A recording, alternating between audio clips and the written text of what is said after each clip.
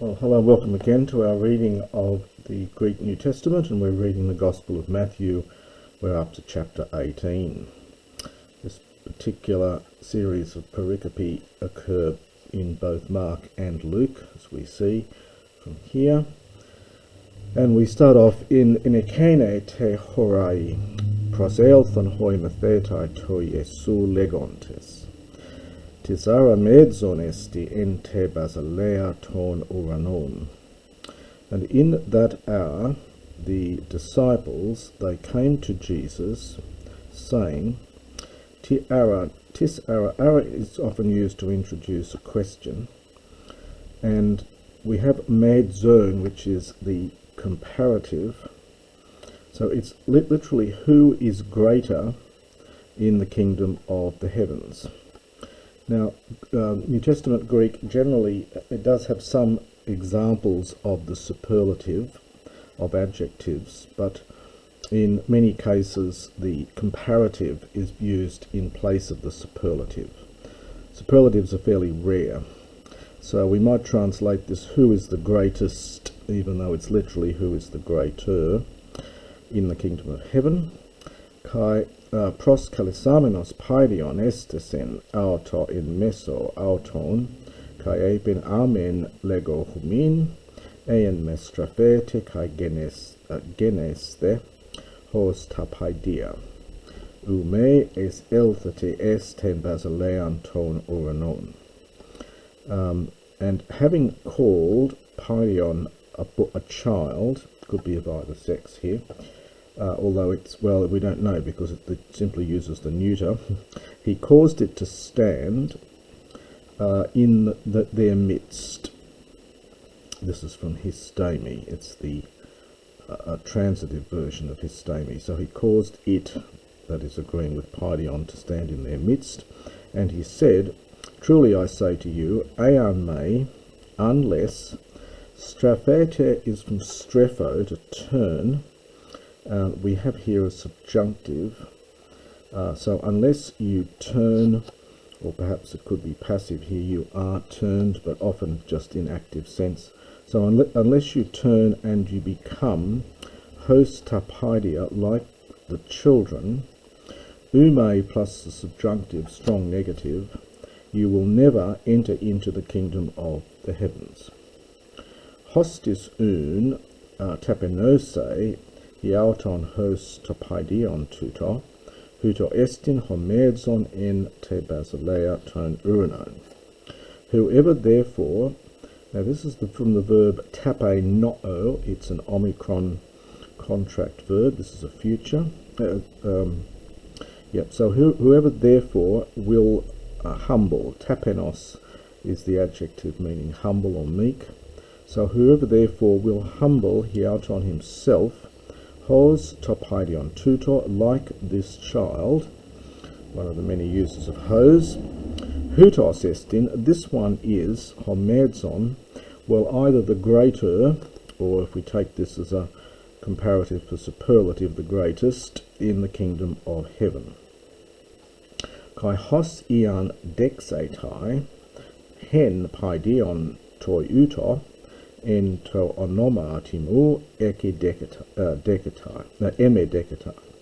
And who, now we're getting this ean for an, as we've seen before, so whoever might receive, subjunctive from decamai, hen, one, paidion goes with the toiuto, one such child, in my name, receives me. Hostan scandalise henaton mikron tuton ton pistuon ton sms sumfere auto hina cremaste mulos onikos periton trachelan autu kai kata pontiste ento. Have to wait till we go to the new page. So whoever causes to stumble one of these little ones believing in me. So whoever causes to stumble, or causes one of these little ones who believe in me, present participle here, to stumble, somfere it's impersonal. It is expedient and takes a dative. It is expedient for him, hina, that, moulos onikos. Now, moulos is a millstone. In fact, we get our word from this. Onikos is connected with onos. Onos is a donkey or a mule. So this is a millstone that's driven by a mule. Normally the mule walks around in a circle pushing a lever which then turns the millstone. I'm sure you've all seen images of that. So in order that it is expedient for him that a millstone drawn by a donkey might be hung. This is from kremanumi, possibly a later form kremazdo. The original verb is kremanumi, to hang, and here we've got the passive, and it's probably causative here. Often the passive in Biblical Greek often has a causative sense. So it's expedient for him that a millstone drawn by a donkey be caused to hang around his trachelon, around his neck. Kai katapontiste, another one of these aorist passive subjunctives, from katapontisdo. Pontos is an old name, another name for the sea. We have thalasar, of course. Pontos is another name, so this means to go below the sea, hence to be drowned, to be caused to sink in, or perhaps to drown. En to pelage. Another word for sea is top pelagos. It's third declension neuter. So this is the dative here. It often translated in classical Greek as just sea, but it can mean the expanse. Possibly it may have some connection with the tossing of the sea as well, depending on what etymology you take. You could translate it here as the expanse, so that he might be drowned in the expanse tes thalases of the sea. Uai to cosmo apoton scandalon. Anankega elthen ta scandala, plain uai to anthropo dihu to scandalon erkatai.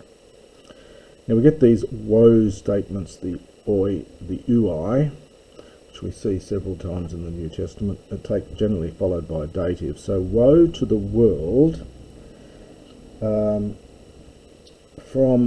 the scandalone, from the things which cause stumbling.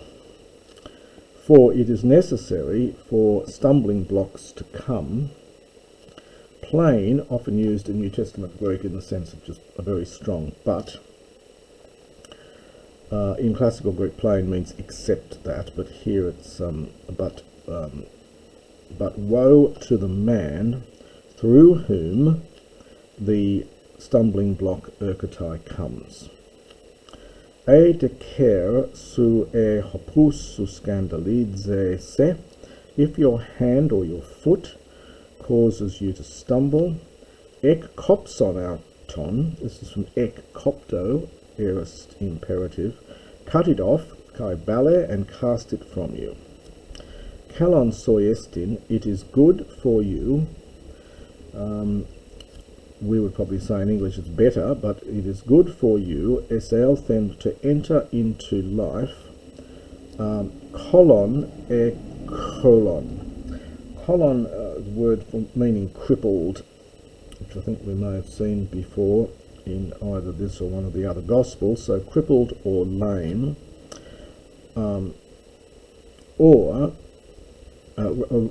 then I should say, after the kalon. So it is better to enter into life crippled or lame than having 2 hands or 2 feet. Bleithenai, this is the aorist passive infinitive from bellow, to be cast into the eternal fire. Kai haophthalmos su scandalize se, And if your eye causes you to stumble, ex ele or ex hele, this is from ek plus hyrio.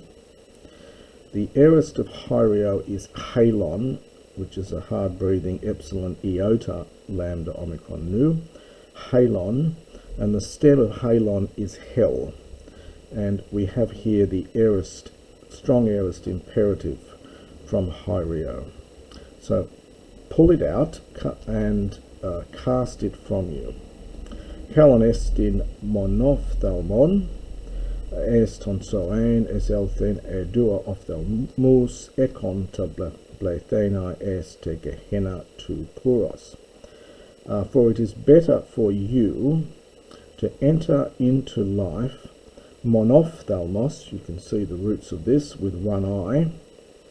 Reminds one of the famous, one of Alexander's generals, who was known as the monophthalmos, the one-eyed Antigonus. So it's better for you to enter into life with one eye than having two eyes to be cast into the Gehenna. As I mentioned before, Gehenna was originally a sort of garbage dump outside of Jerusalem where rubbish was burnt and so on. Pretty ghastly place. Into the Gehenna of fire. This particular little pericope is only in Luke, the parable of the lost sheep. Horati me kataphronesiti henos tone mikron tuton. See lest you despise. It's almost to look down upon, so hence to despise, with the kata plus the phroneo, to think of beneath you. To despise, and it takes a genitive, one of these little ones. Legoga humin hoti hoiangoloi auton, en uranois diapantos blepus in toprosopon tu patros mu tu en uranois. For I say to you that their angels in the heavenly places, in the heavens. Diapantos is idiomatic. It literally means you have to supply something like chronou, through all time, so always. They look at the face of my Father, the one in the heavens.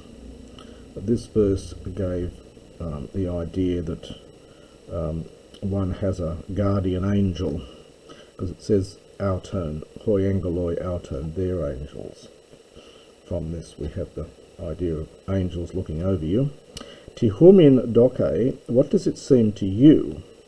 Ean genetai tiniandro hecaton probata kai planethe hen exauton, uki efese ta enene conto enia, epita ore, kai poruthes se te to planomenon.